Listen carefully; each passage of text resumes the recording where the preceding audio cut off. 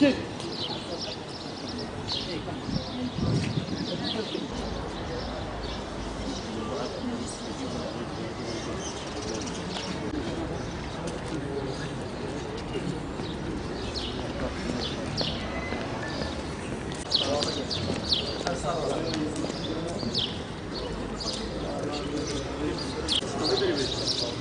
好点。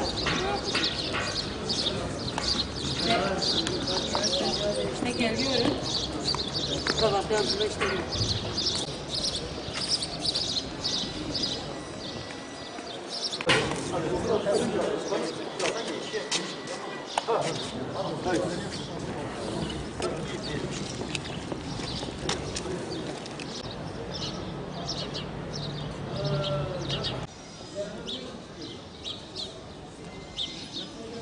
Ee, 10 Mayıs itibariyle internet haber sitelerine düşen haberden haberdar olduğumuz bu çirkin olayla yani ismi Ekşi Sözlük olan internet sitesinde Fahri Kainat Resulullah Aleyhisselatü Vesselam'a ağza alınmayacak hakaretlerin yazılması, işlenmesi bizi derinden üzmüştür.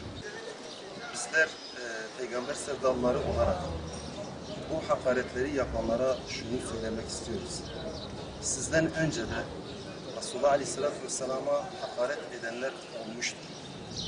Ve emin olun onlar tarihin çöplüğüne gömülmüşlerdir, unutulmuşlardır, lanetle yad edilmişlerdir.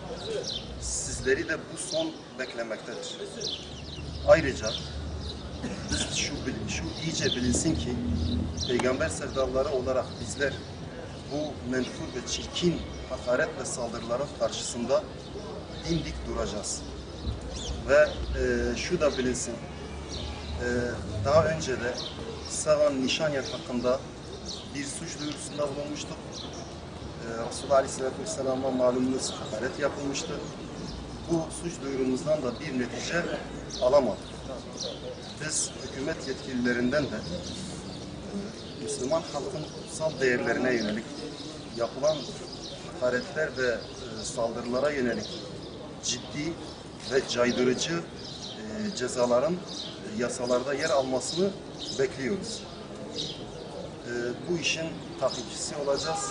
Halkımızın manevi değerlerine sonuna kadar sahip çıkacağız.